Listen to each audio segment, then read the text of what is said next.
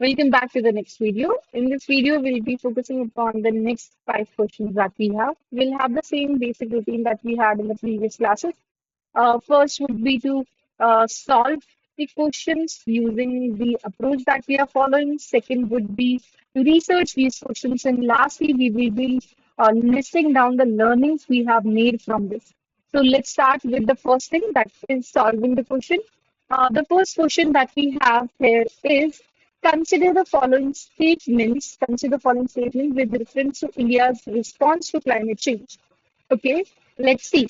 What does it talk about? It talks about the first statement. We see that there's a new pattern. In this pattern they have asked in the previous questions also.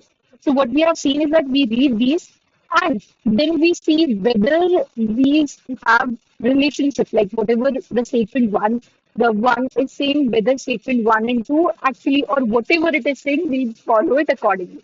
Let's start with the first one. Let's see. India's long-term low emission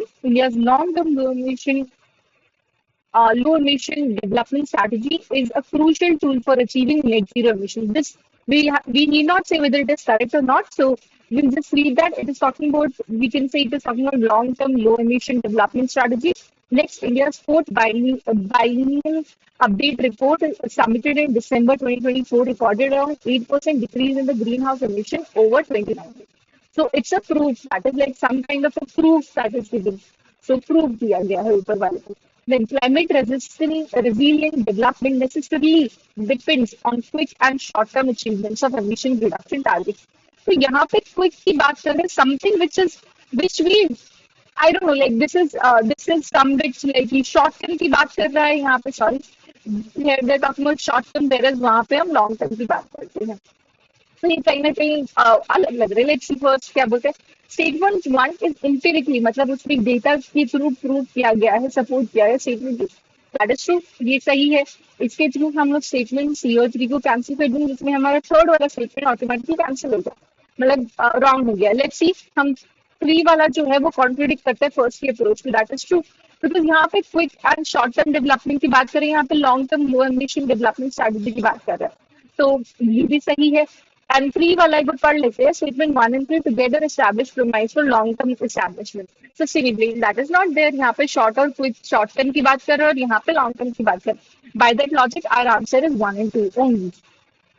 let's move on to the next one. It seems like a normal, ये old pattern के ऊपर based है, old pattern के ऊपर based है जो पहले भी पूछा गया है. And like vulnerable species is part of environment में पूछा जाता है. Western full of gibbons and it was also there in the news, so we can say yes. तो ये बोल सकते हैं. लेट्स सी, यहाँ पे हम अगर देखें, what we are seeing, the sanctuary in North East India is home to this ape species. North East India में ये एंडेंजर है. एंडेंजर्ड क्या पता वनरेबल हो या ना, नॉलेज देती हुई अभी आईयूसीएन की लिस्ट के अकॉर्डिंग एक्चुअली एंडेंजर्ड है ही, न्यूज में भी था. So by logic, by not by logic, by knowledge we can say that yes this is correct. तो बाय दैट हमने सी और डी को कैंसिल कर दिया. तो सी थर्ड वाला अपने आप हो गया. Let's see with the second one. They specialize branchiation and can easily swing between trees. ये चीज देखो, ये जो अपने ओनली एज भी माने जाते हैं वेस्टर्न होलो गिब्बन्स, तो दिस इज एक्चुअली करेक्ट, ये सही है. नेक्स्ट वाला कि वो स्ट्रॉन्ग और हैवी बिल्ड होते हैं, like gorillas with remarkable agile और ट्री क्लाइंबर्स. ऐसा नहीं है, वो बड़े they are agile, they are tree climbers, but they do not have strong and heavy build. So by that logic one and two is only correct. Let's move on to the next question. Next question अगर हम जाने तो हमें दिख रहा है कि ये दोबारा हमारा सेम पैटर्न के ऊपर आ रखा है. ओल्ड पैटर्न ही है. This is also old pattern if you look at it. So old pattern के हिसाब से क्या बोल रहे हैं, which of the following best explain the rational for protecting mangrove ecosystem in the context of climate resilience. Mangroves reduce करते हैं, let's see, mangroves reduce करते हैं टाइडल एनर्जी को एंड स्टोर करते हैं फ्रेश वाटर. ये बहुत बड़ा एक रेड फ्लैग है. Store fresh water, they do not store fresh water, making them ideal for paddy cultivation and salination. That actually this is wrong. So by that logic हम one और two और three में से देखते हैं क्या होगा. Their salt sensitive roots filter sea water. ये फिल्टरेशन का काम यहाँ पे भी बोल दिया. Key to converting coastal into fresh water ecosystem, ये गलत है.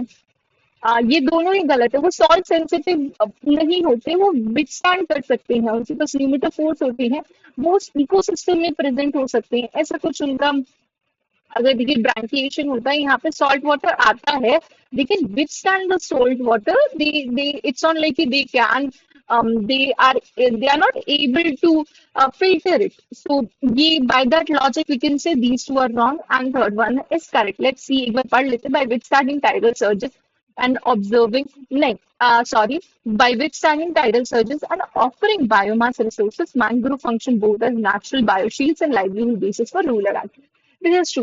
हमारे मैंग्रोव्स कहाँ बहुत सारी जगह पाए जाते हैं. सुंदरबन के मैंग्रोव्स हो गए या फिर हमारे क्या बोलते हैं कुंदापुरा सॉरी कुंदापुरा के हो गए या फिर we have others also. So by that logic, we can say this is correct. The old pattern के basis पे these two were some bit easier question as compared to the 21st one, which was aptitude based देखा जाए तो. But that was a new pattern for us. तो कहीं ना कहीं exam में डिकोड करना हमारे लिए थोड़ा मुश्किल हो जाता है. 24th क्वेश्चन पे जाते हैं. ये भी एक नॉर्मल हमें दिख रहा है कि this is also old pattern paper based है. तो in what ways does Vizhinjam International Seaport represents structural shift in India's maritime logistic and trade.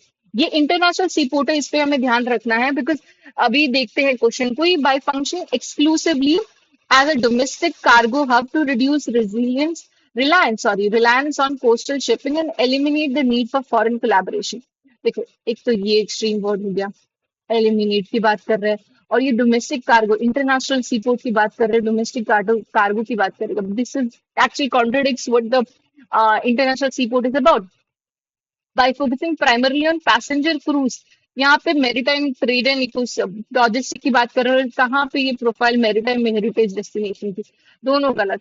तो बाय दैट लॉजिक टू गलत और हमारे थ्री सही होगी. लेकिन थ्री को एक बार देख लेते हैं. By leveraging its natural deep draft and strategic location to reduce dependence on foreign transshipment ports, enhance revenue retention and reposition in India's regional maritime trade.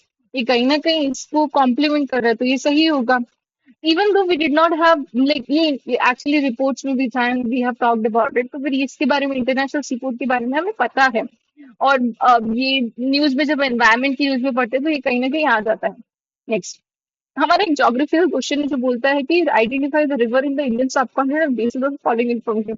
हमें चार इन्फॉर्मेशन दिया और सेलेक्ट करना कौन सा रिवर होगा.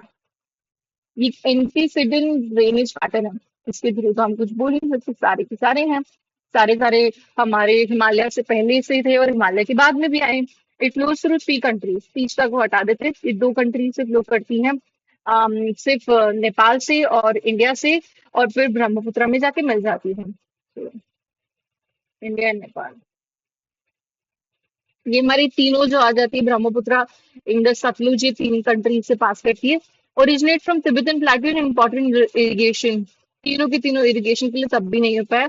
Does not form distributaries. देखो सतलुज और इंडस ये तो हमारा बे ऑफ बंगाल में चला जाता है और ये हमारी अरेबियन सी में चला जाता है. अरेबियन सी तो बचा हमारा सतलुज. आंसर हमारा सतलुज हो गया. तो फोर्थ वाले पे तो हमें धीरे धीरे धीरे करके हर एक चीज को अप्लाई करते हुए लेट्स सी ये दोनों को एलिमिनेट करते हुए आंसर पे पहुंचना है. तो इट इज स्टेप बाय स्टेप प्रोसेस पे होता है.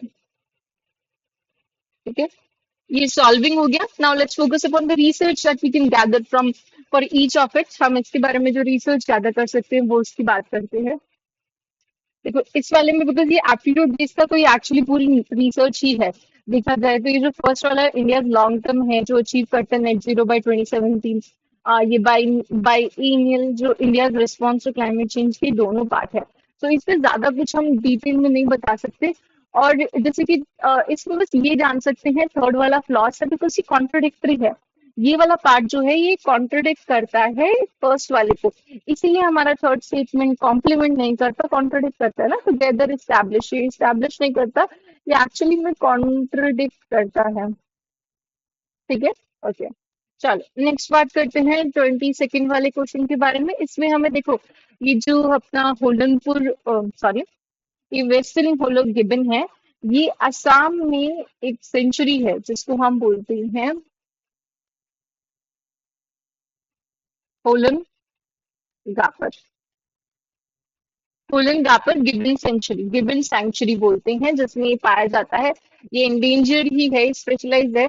इसलिए स्पेशलाइज ब्रैंकिएशन, इसका मतलब कहाँ पे आता है ब्रैंकिएशन में, ये ये बोलते हैं, ये एक्चुअली में arm over the arm canopy swinging करते हैं, arm over arm canopy swing करते हैं, मतलब कि यहाँ से एक ब्रांच से दूसरी ब्रांच पे, दूसरी ब्रांच से तीसरी ब्रांच पे। ठीक है।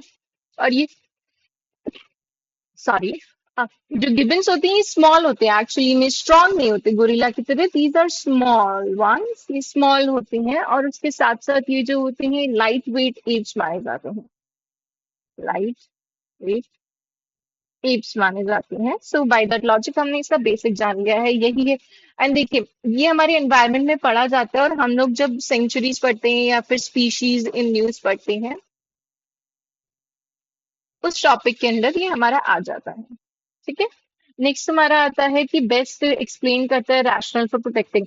ये हमारे बेसिक, देखो ये बेसिक ज्योग्राफी है अगर देखा जाए मैंग्रोव्स का, बिकॉज वो पैडी कल्टीवेशन के लिए तो नहीं होती है, ब्रैकिश अडेप्टेड इकोसिस्टम होता है ये जो सॉल्ट वाटर जिसको, sorry one second, one second,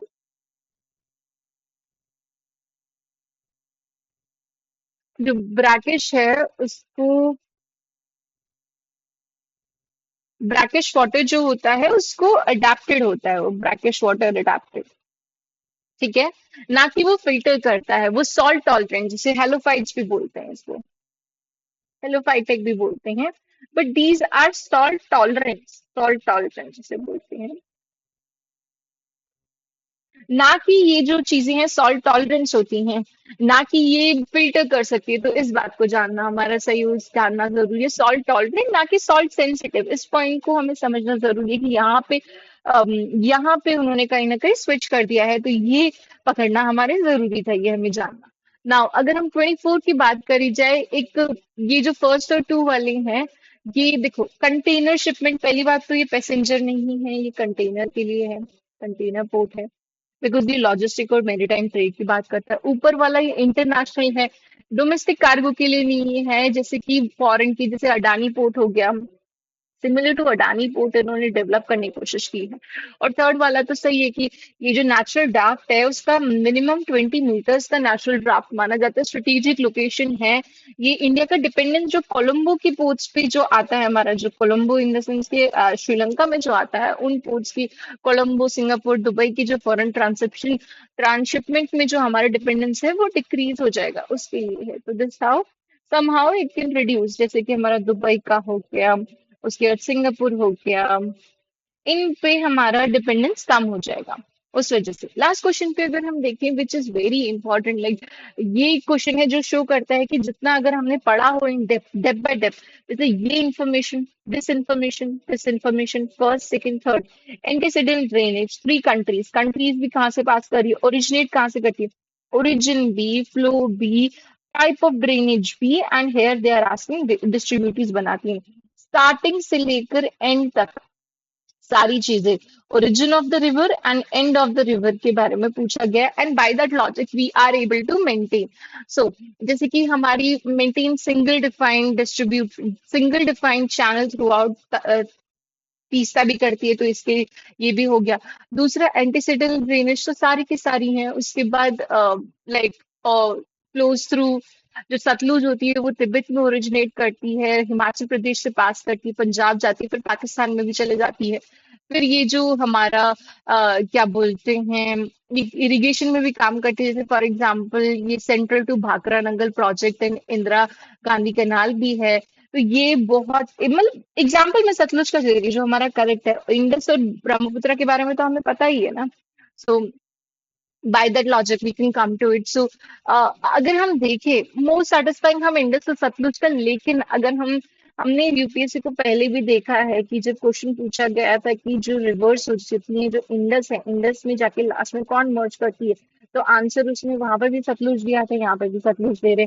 तो कहीं ना कहीं देखा जाता है कि टेक्स्ट बुक के according, according to information that UPSC has, UPSC के आंसर की के हिसाब से the answer is C, because Indus और सतलुज में कहीं ना कहीं कंफ्यूजन हो सकती है, एंड बट डिस्ट्रीब्यूटरी से कहीं ना कहीं हम सॉलिड बोल सकते हैं कि ये सतलुज ही है।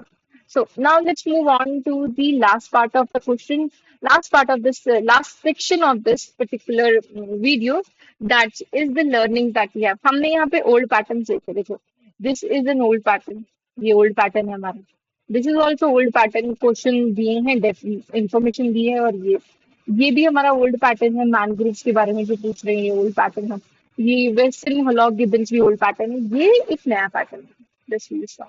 This was a new pattern. ये हमारा न्यू पैटर्न था. सो और लेकिन हमने एप्टीट्यूड यूज करके we were able to solve it, and यही करना है हमें. We have to solve it using our aptitude. हमारा एप्टीट्यूड बिल्ड होना चाहिए. एप्टीट्यूड बिल्ड कैसे होता है? When we have knowledge.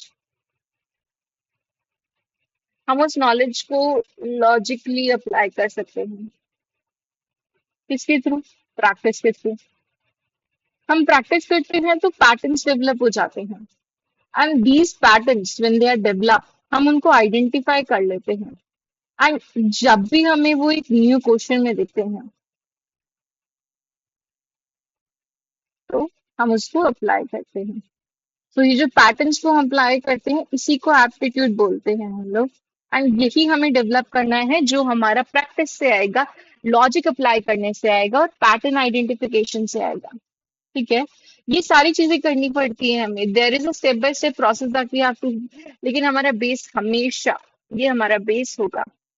This is what the application part. ये लॉजिक डेवलप होगा. लॉजिक डेवलप करने के बाद हम लोग एक एप्टीट्यूड डेवलप कर पाएंगे, जब हम पैटर्न रिकग्निशन कर पाएंगे. फाइनली हम जब अपने एप्टीट्यूड को टेस्ट कैसे करते हैं, this is testing of the aptitude. ऐसे करते हैं. तो I will see you in the next video. Till then, tata, bye bye.